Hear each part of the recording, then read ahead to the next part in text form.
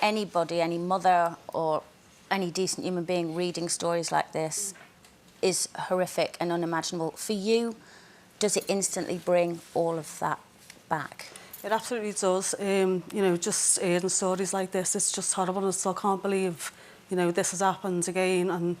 And yeah, it's just I just have to relive it all. And you know, with social media now, when you wake up in the morning and you put your phone on and it's pinging, you look to see what it is, and you know, it's people letting you know what's in the news, which is really good, because you know they are warning me what I'm about to face. So you know, it's just horrendous to And of read course, this. you above all of us here will know exactly how that mother felt at that time. Oh God, yeah. I mean, every minute without your child, it seems like an hour. You're just so desperate to get your child back, and you know, you're just in a world of your own. You just don't know, you know, where to go or what to do. It's just horrible. It's 23 years ago, isn't it, since it happened? Do you consider in that time? I mean, I consider that moment changed everything in my life, and I'm sure it did for everybody.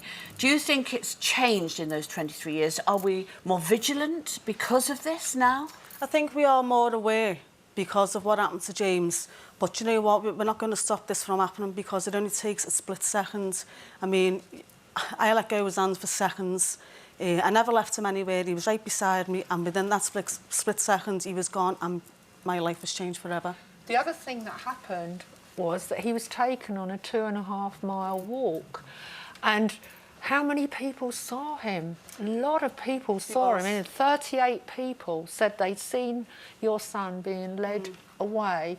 And, even, you know, I just find it incredible that that happened. I was working at the BBC at the time, and I know that everybody was asking themselves, how can this happen in our society? But it has happened since, hasn't it? Yes, I mean, it's happened a few times since James. You know, it's just horrible that we're having to live in this society today. But, you know, thank God with this case, the little girl was, you know, found and safe, and she was well, and thank God for that. And, you know, I think it's even more shocking, isn't it, Denise? I know when James was taken, it was shocking enough that a little boy had been taken and murdered, but the fact he was taken by children. You know, that was... When I first heard he was taken by 2 10-year-olds, I thought I had every chance of getting James back. I thought maybe, you know, they have taken him and they're playing big brother to him. You know, and I had every hope that I was going to get him back. I remember running up to my mum where she was in her bedroom, because she was just distraught.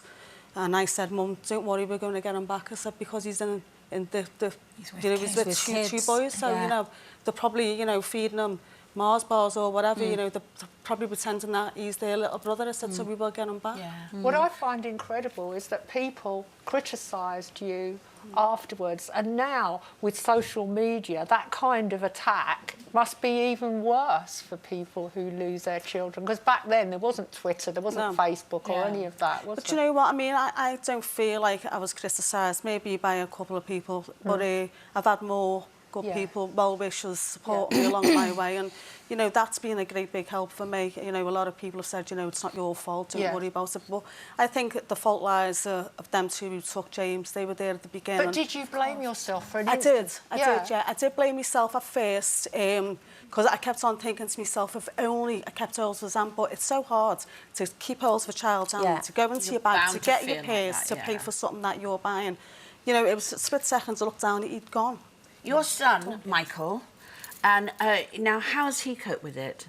I've let Michael grow up with it. I've never kept anything away from either of any of the boys, because I didn't think it'd be fair to let them get to a certain age for me to sit down and tell them all about it.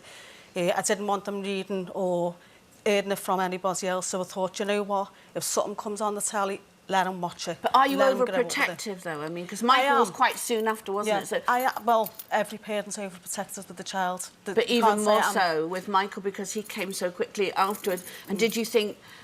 the nightmare of having another son must be unbelievable. Well, yeah, I mean... With Michael, you know, I constantly had him in my arms. You know, I wouldn't let go of his hands. And when I went out shopping, I made sure I had someone with me. So if I had to pay for something, you know, I'd make sure that they were with Michael. Yeah, so, you know, and when the other two come along, I mean, Stuart was my rock, because everywhere I went, Stuart would come with me. with the 3 boys. So there was 2 sets of eyes on the kids. Yeah. Does it get any easier? Has it got easier over the 23 years? It's still hard to live with, but you learn to live with it. Of course, you've got 3 sons. Yeah, and I mean, I bet I've they gotta are be- great with mum, aren't they? God, you're saying I'm protective for them. You want to hear them with I'm me. sure. Where are you going? What time are you going to be in? You've got more of a social Where are life you, than Mum? us. You're keeping us in while you're going out to events. Yeah, of course. Yeah, I mean, they are the 3 brilliant boys, and I love them dearly. There's been quite a few high-profile cases, and you're actually friends with is it Sarah Payne's mum? Sorry, yeah. Is that a great support for each other? Yeah, I mean, over the years, I've become friends with a lot of people that have been in the same circumstances what I'm in, and you know, we all look out for each other and we all care for each other, and there is a lot of people out there, and it's unbelievable to see how many people have actually gone through a trauma like what I went through, but you know, we were all there for each other, and we all still are. We all support each other. It's amazing that you're doing that, and you've got have you got the foundation as well, haven't you? I've got the James Bulger Memorial Trust now, yeah. Because so many people wanted to help me with support, I felt it was time to give back, so that's why I decided to set up the charity in James's name. I think you're incredibly strong. Can I ask you one final thing? Have you managed to speak to the McCanns about how they feel? No, I haven't, no.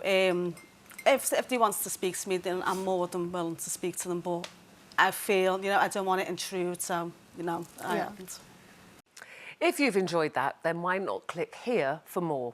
And don't forget to subscribe by clicking here, so that you never miss out on the best Loose Women moments. A man approached them within that 10 minutes. You're kidding. They were doing gymnastics. He was a lone man of about 25, 26-year-old. What single man goes up to 3 children and starts talking to them?